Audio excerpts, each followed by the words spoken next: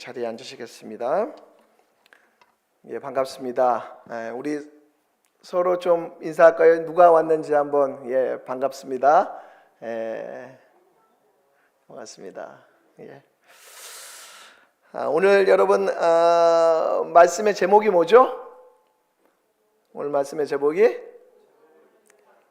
복음을 위탁받은 자라는. 왜요? 뭐가 잘못됐나요? 자막이 그래요.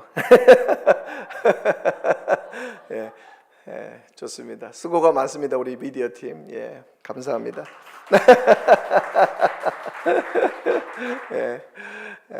우리가 이렇게 예배를 잘 드리는 것들이 참 여러 사람들의 또 수고와 또 섬김을 통해서 이렇게 예배가 잘 드려지는 것 같습니다. 오늘 말씀의 제목이 복음을 위탁받은 자인데요, 오늘 말씀 속에 등장하는 문구이기도 합니다. 지난 시간 말씀을 잠깐 이제 리뷰하면서 말씀을 좀 들어가고 싶은데요, 지난주의 말씀은 복음을 빚어낸 공동체라는 제목으로 함께 말씀을 나눴죠. 그래서 교회는 복음과 공동체로 구성된다고 말씀을 드렸습니다. 복음은 공동체를 드러내고 또 복음으로 빚어낸 공동체는 다시 복음을 나타낸다고 말씀했습니다. 그리고 이 데살로니가 교회는 생명의 표지라고 할 수 있는 세 가지가 있다고 그랬죠. 뭐였죠? 생명의 표지 세 가지? 믿음, 사랑, 소망. 이것이 바로 생명의 표지이고 성령으로 거듭난 사람들의 특징임을 말씀을 드렸습니다. 근데 이 데살로니가 교회는 믿음과 사랑과 소망이 아주 역동적으로 살아냄을 통해서 복음으로 빚어낸 그런 공동체라고 말씀을 드렸습니다. 이렇게 복음으로 빚어낸 공동체는 그리스가 두 개로 나눠졌다 그랬죠. 그리스 북부가 뭐라고요? 어디죠? 마케도니아. 그리고 그리스 남부가 아가야. 그래서 마케도니아와 아가야 전 지역에 이 데살로니가 교회의 어떤 선한 영향력이, 좋은 소식들이 퍼지고 확산됐다라는 이야기를 나눴습니다. 사실 이토록 놀라운 공동체를 세움에 있어서 바울의 역할이 정말 크다라고 하지 않을 수가 없죠. 제가 지난주에 우리 설교를 한 이후에 새가족반에서 이제 같이 이 말씀을 가지고 나눴는데, 바울의 MBTI가 뭘까? 그런 얘기가 좀 있었어요. 여러분, 바울의 MBTI가 뭘 거라고 좀 생각을 하세요?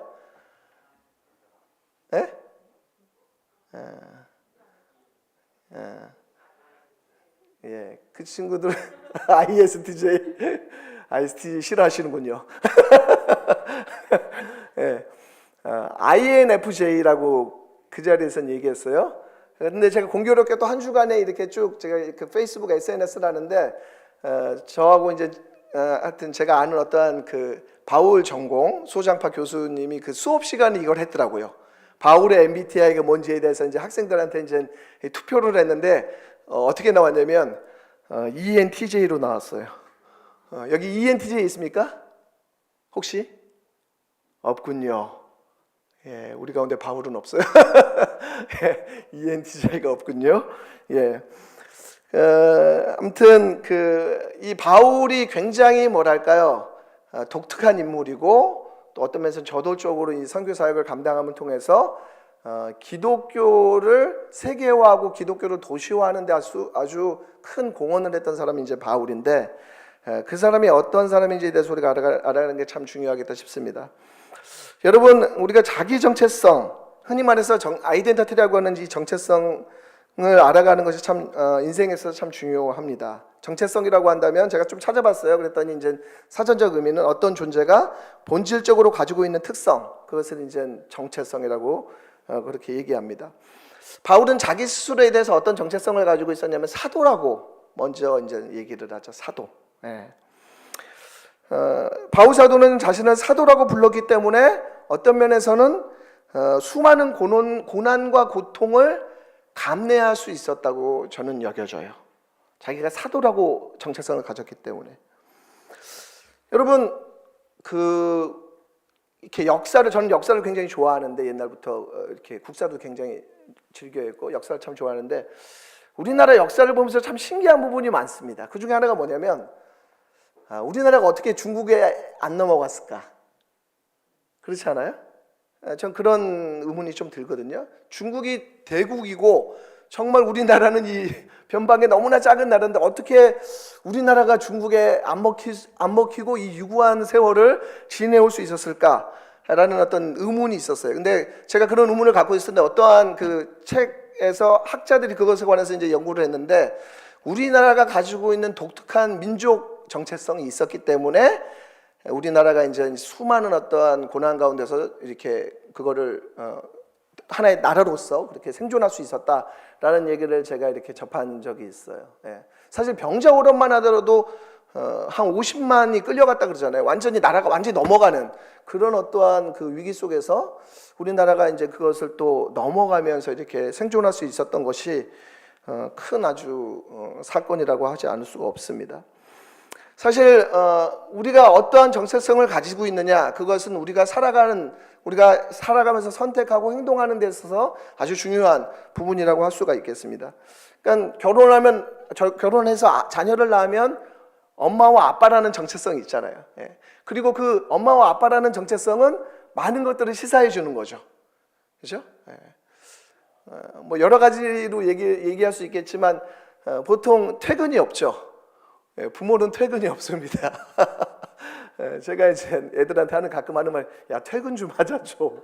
예, 밤 9시 정도 되면 이제 그만하자. 예, 저희 막내도 있지만 끊임없이 계속 요구하거든요. 밥을 먹었음에도 불구하고. 그러면 그것을 계속 이제 응대하다 보면 한 8시, 9시 됩니다. 예, 그러니까 이제 이게 그 부모라는 정체성을 가졌을 때 해야 되는 많은 수고와 노력과 이런 것들이 이제 따라오는 거죠.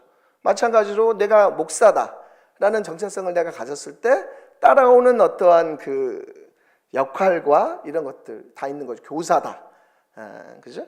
뭐 이런 어떤 자기가 어떤 정체성을 가지느냐에 따라서 그거에 따른 여러 가지 행동과 선택들이 있겠다 싶습니다. 신앙 정체성도 마찬가지죠. 내가 성도기 때문에 여러분이 이제 예배 자리로 오는 거 아니겠습니까? 그죠? 예. 그리고 여러분 일상 가운데 기도하는 삶이 있을 수도 있겠고 아니면 또 정직하고 바르게 일상의 삶의 예배를 드리는 것이 따라올 수 있겠다 싶습니다. 앞서서 바울은 자기 정체성을 어떻게 삼았냐면 사도라고 생각했습니다. 근데 오늘 본문 보니까 또 다른 어떤 정체성을 얘기하는데 4절 말씀에 그것이 나오죠. 4절 말씀. 오늘 말씀의 제목이 또 들어가기도 하는데 4절 말씀 같이 한번 읽어보도록 하겠습니다. 읽겠습니다. 시작. 오직 하나님께 옳게 여기심을 입어 복음을 위탁받았으니 우리가 이와 같이 말함은 사람을 기쁘게 하려 함이 아니요 오직 우리 마음을 감찰하시는 하나님을 기쁘시게 하려 함이라 라고 말씀하고 있습니다. 예.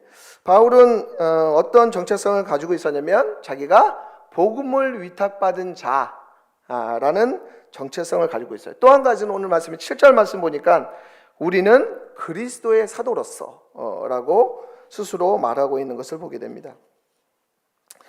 먼저 바울이 자신을 어떻게 정의하냐면 복음을 위탁받은 자, 복음을 위임받은 자라고 얘기하고 있습니다. 예. 자기가 복음을 위임받은 자이기 때문에 4절 말씀에 이어서 어떻게 얘기합니까? 사람을 기쁘게 하려 함이 아니라 하나님을 기쁘시게 한다. 5절 말씀에는 아첨이나 탐심으로 하지 않는다. 6절에는 사람에게 영광을 구하지 않는다 라고 말씀하고 있습니다.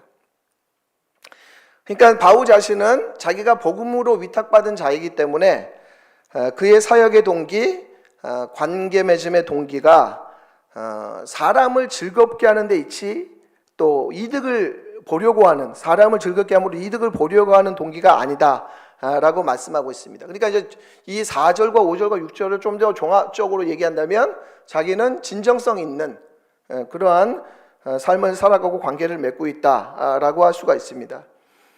바울이 이렇게 말할 수 있었던 이유는 뭐냐면 바로 자기가 복음을 위탁받은 자라는 정체성이 있다라는 것이죠. 예. 그러면 복음을 위탁하고 복음을 위임한 그런 주체는 누군가요? 그렇죠. 하나님이시죠. 하나님이시죠. 바울은 그 부르심을 깊이 알고 있었어요. 그래서 자기를 부르신 분에 주목하고 있습니다. 바울은 그 부르신 분에게 주목하고 있는 것이죠. 여러분, 우리가 많은 교회에서 뭐 일들을 섬기기도 하고 또 우리가 사역을 한다고 할 때 마음이 상하고 어려워지는 이유는 무엇입니까?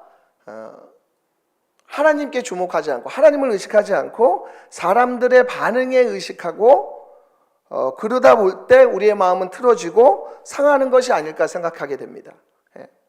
혹은 자기 여심과 자기 의를 따라서 살아갈 때 우리 마음 가운데 섭섭함과 또 맘상하는 일들이 있음을 우리가 경험하게 되는 것이죠. 교회 안에서 이렇게 공동체 생활하다 보면 수많은 일들이 벌어지는데 많이 일어나는 어떤 싸움과 갈등과 또 다툼, 이런 것들이 여러 가지 이유가 있을 수 있겠지만 바로 이런 이유에서가 아닐까, 근본적으로는 그런 생각들을 해보게 됩니다. 바울 자신은 자기가 누가 자기를 불렀는지에 대해서 주목하고 주의했다라는 것이죠. 바울은 하나님을 기쁘시게 하는 것이 복음을 위탁받은 자의 마땅한 태도였기 때문에 사람들을 이용하거나 사람들로부터 인정을 받으려 한다거나 사람들로부터 영광을 받으려 하지 않는다라고 말씀하고 있습니다. 오늘 그 2부 말씀에서 이제 담임 목사님이 이제 그런 얘기를 했는데, 같은 동기를 가지고 사람들을 대하는 두 가지 방식이 있다고 해요. 어떤 사람은 가난이나 결핍을 통해서 사람들을 이용하고 조종하려는 사람들이 있고, 어떤 사람은 자기의 어떤 똑똑함으로 사람들을 이용하기도 한다라는 거죠. 그러니까 그것을 통해서 이제 어떤 사람들은 흔히 말해서 가난 코스프레를 한다거나, 어떤 사람은 자기 어떠한 그 빨리 돌아가는 어떤 머리가 또 잘 돌아가는 사람들이 있잖아요. 그것을 통해서 어떤 사람들을 이렇게 이용하려고 하는 그런 모습들이 있다라는 것이죠. 어쩌면 우리 자신 안에도 그런 모습들이 있는지도 모르겠어요. 그런 것들로 계산하고 사람들을 이렇게 자기의 이익을 위해서 활용하는 그런 모습들이 있을 수 있다는 것입니다. 오늘 말씀에 보니까 사도 바울은 자기가 근본적으로 그런 사람이 아니다. 아마 이런 공격을 사도 바울도 당하고 또 사람들로부터 오해를 많이 받았던 것 같아요. 사도 바울도. 근데 그것에 대해서 사도 바울은 자기는 그렇지 않다라는 것에 대해서 다시 사람들에게 이야기하고 있는 것이죠. 자기는 철저하게 하나님을 주목하고 하나님을 바라보고 있지 사람들에게 영광을 구하려고 하지 않는다라고 이야기하고 있습니다. 뒤이어서 나오는 7절부터의 내용은 이와 같은 바울 사도의 자유함에서 오는 바울의 관계 맺음에 대해서 말씀하고 있습니다. 바울은 어떻게 얘기합니까? 자신은 그리스도의 사도로서 권위를 주장할 수 있지만 유순한 자가 되어서 유모가 자기 자녀를 기른과 같이 했다라고 말씀하고 있습니다. 바울 사도는 바울 사도가 가지고 있는 공동체 관 중에 하나가 뭐냐면 가족 비유를 많이 합니다. 오늘 말씀에서도 7절도 그렇게 나오고요. 그 다음에 11절 말씀에도 아버지가 자기 자녀에게 하듯 권면하고 위로하고 경계하노니 이렇게 말씀하고 있습니다. 바울이 가지고 있었던 어떠한 그 공동체관 중에 특징 중에 하나는 뭐냐면 아주 친밀한 어떠한 그 가족 관계의 은유를 들어서 설명해 나가는, 그래서 형제들, 아들 이런 표현들을 많이 쓰잖아요. 디모데나 디도 이런 사람들이 아들이라고 표현하는데 실제로 친족 관계에 있는 게 아니잖아요. 그렇지만 그만큼 그들을 아끼고 애정을 표현하는 그런 바울의 모습을 보게 됩니다. 오늘 말씀에서도 사도 바울은 데살로니가 성도들 향해서 어떤 비유를 쓰냐면 마치 유모가 자기 자녀를 기른 것 같이라고 말씀하고 있습니다. 여러분, 우리가 사람들로부터의 인정에서부터 자유로울 때 참된 섬김과 희생을 감당할 수가 있습니다. 사람들의 어떤 인정에 매이게 되면 인정할 때는 섬기지만 인정하지 않을 때는 섬기지 않아요. 그리고 어떤 면에서는 인정하는 만큼만 섬기려고 합니다. 사람들이 인정해 주지 않으면 기분 나빠해하고 심지어는 손절하기까지 하는 그러한 모습을 취하게 되는 것이죠. 여러분, 우리는 인정받기 위해서 일하는 것이 아니라 부르심이기에 하나님께서 우리를 불러주시기 때문에 순종하며 섬기는 것입니다. 그럴 때 우리는 진정으로 자유로울 수 있고 인정의 우상, 인정의 덫으로부터 벗어날 수 있다는 것이죠. 바울은 그런 면에서 진정성 있는 섬김을 감당할 수가 있었다는 것입니다. 마치 부모가 자녀를 기르듯이, 자녀를 돌보듯이 그렇게 한다는 것입니다. 사실 여러분, 부모가 자녀를 기를 때 보상을 기대하나요? 제가 커가지고 이제 나한테 효도하겠지. 그런 마음으로 이렇게 기르지 않을 거예요. 물론 그런 그 마음이 이렇게 올라올 수는 있겠지만 그런 계산 속에서 자녀를 기르지는 않는다라는 것이죠. 그렇죠? 예. 사랑하기 때문에 우리는 부모는 자녀를 기르고 양육합니다. 그 아이가 내 자녀이기 때문에, 하나님께서 주신 선물이기 때문에 사랑하고 아끼고 섬기는 것이죠. 그래서 이어지는 8절 말씀 보면 바울은 이렇게 표현합니다. 우리가 이같이 너희를 사모하여.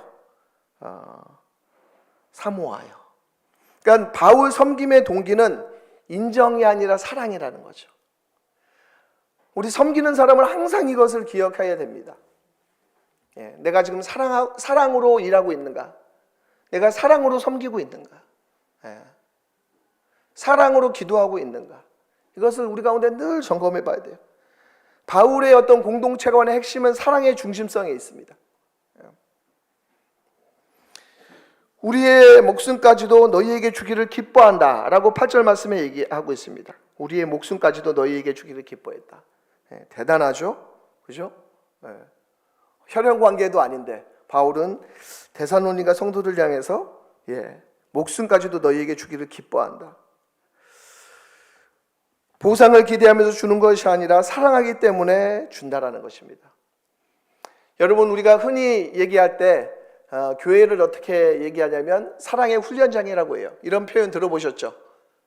이제 공동체는 사랑의 훈련장이다. 여러분, 왜 공동체가 사랑의 훈련장일까요?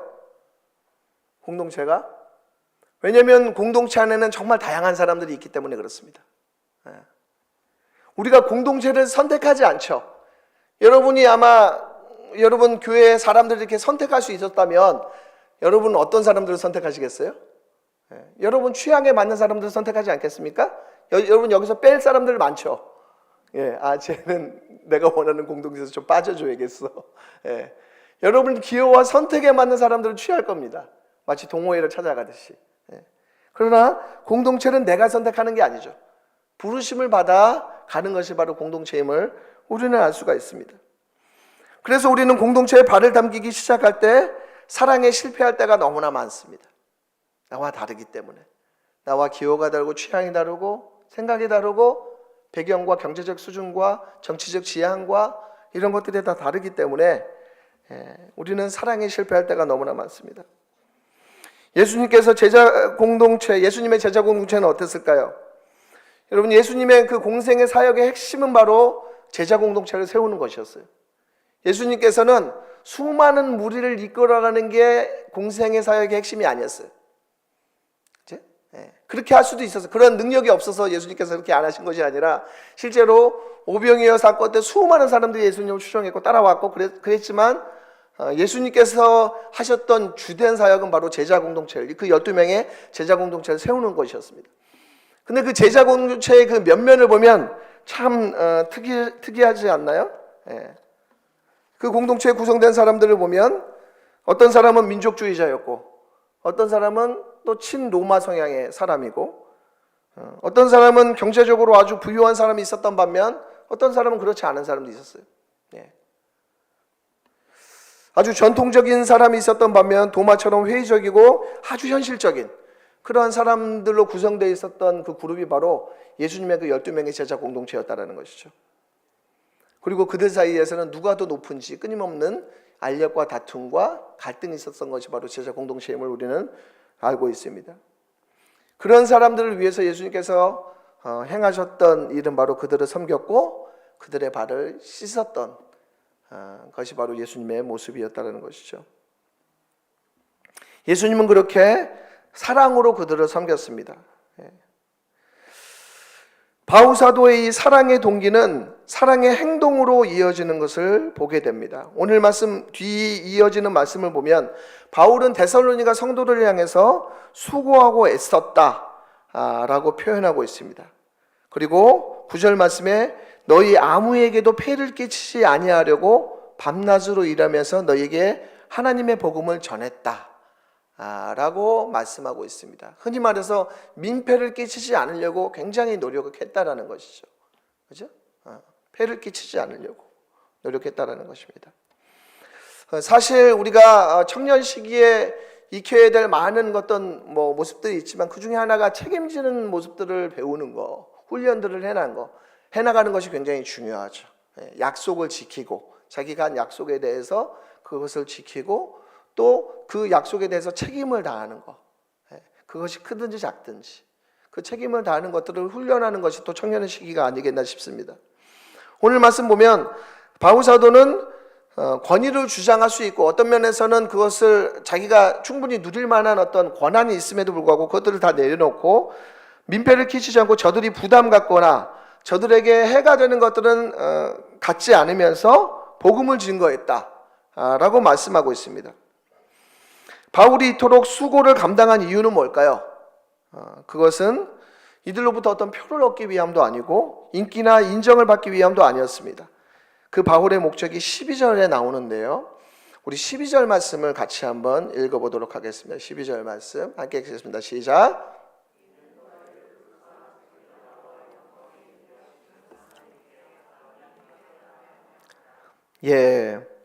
이는 너희를 부르사 자기 나라와 영광에 이르게 하시는 하나님께 합당히 행하게 하려 한다라고 말씀하고 있습니다.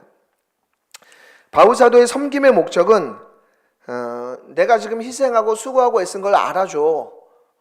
그런 어떠한 그 이기적인 동기나 또 자기와 좋은 관계를 맺거나 아니면 데살로니가 공동체가 이렇게 커지는 것을 기대하는 그런 목적이 아니라 바울의 수고와 애씀의 목적은 저들이 하나님께 합당하게 살아가는 것, 거기에 있다라는 거죠. 이게 중요합니다. 네?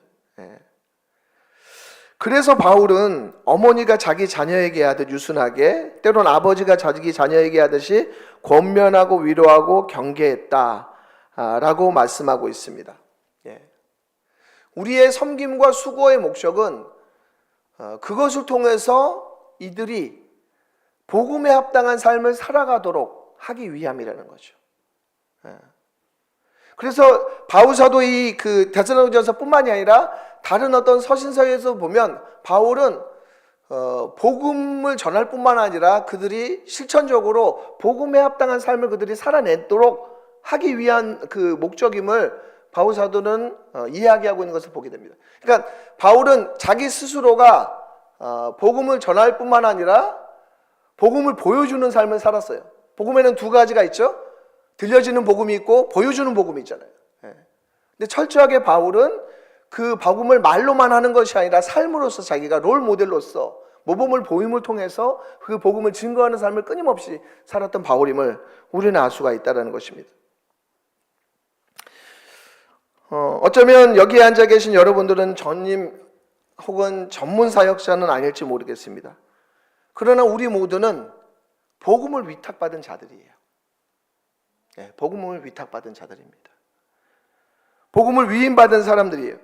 그래서 일상 가운데 여러분의 직장, 학업, 가정, 교회 영역에서 우리는 복음에 위탁받은 일꾼들로서 살아가는 것들을 훈련해야 되는 것이죠. 그것이 바로 성도의 정체성이고 부르심이라는 것입니다. 대단하고 거창한 선교 사역은 아닐지 모르겠지만 우리 모두는 우리의 일상의 삶 가운데서 선교적 삶을 살도록 부르심 받았어요. 아까 전에 우리 찬양을 했잖아요. 삶의 예배를 드린다고. 우리가 지금 이 시간 우리가 예배를 드리지만 이어서 드려지는 시간들은 우리가 정말 우리가 들은 얘기 말씀을 가지고 삶 가운데 삶의 예배를 드리는 시간들이 될 것입니다. 그것이 바로 복음을 위탁받은 자들의 정체성이라는 것이죠. 그리고 이러한 정체성을 가지고 살아간다고 할 때 우리의 일과 섬김의 동기가 새로워져야 됩니다. 나는 어떠한 동기를 가지고 살아가는가? 나는 사람들로부터 인정받고 인기를 얻고 그러한 동기로 살아가는지, 아니면 정말 바울이 여기서 얘기했듯이 사랑의 동기로서 섬기고 일하고 있는지 우리 스스로 돌아봐야 할 것입니다. 사람을 기쁘게 하거나 이익을 얻으려는 동기가 아니라 하나님을 기쁘시게 하려는 그런 마음으로 살아가야 한다는 것입니다. 그리고 그렇게 하나님을 기쁘게 한다는 것은 사랑 가운데 수고를 감당하는 것임을 우리는 말씀을 통해서 다시 확인하게 되는 것입니다. 사랑하는 다드림의 청년 여러분, 복음으로 빚어낸 공동체는 구체적인 사랑의 수고와 애씀을 통해서 이루어집니다. 그리고 이러한 대체로 사랑의 수고는 우리의 의미와 책임의 영역을 넘어설 때가 많습니다. 사실 내가 그 일을 하지 않아도 되는데 그 일을 하는 것이죠. 굳이. 그것이 설거지가 될 수도 있고 봉사가 될 수도 있고 어떤 것을 정리하는 것이 될 수도 있고, 아니면 아주 작게는 옆에 있는 사람들에게 아주 친근하게 대하는 인사가 될 수도 있을 것입니다. 직장의 영역에서는 어떤 일의 한계와 선을 따르고 지키는 것이 필요하겠죠. 그러나 공동체 안에서 우리는 관계와 섬김을 감당한다고 할 때 선을 넘는 일들을 하고 또 그 일들을 할 수 있어야 될 것입니다. 예수님께서는 우리 가운데 그렇게 선을 넘어서 우리에게 오셨고, 또 그런 것처럼 우리도 우리의 틀을 넘어서서 섬김을 감당하는 것이 바로 복음으로 빚어낸 공동체의 모습을 우리가 세워나가는 그런 일이 될 것입니다. 이 데살로니가 교회에서 펼쳐졌던 이러한 아름다운 모습들, 사랑의 수고와 또 믿음의 역사와 소망의 인내가 자라가고 또 성장해가는 저와 여러분들, 또 우리 다드림 청년부 공동체,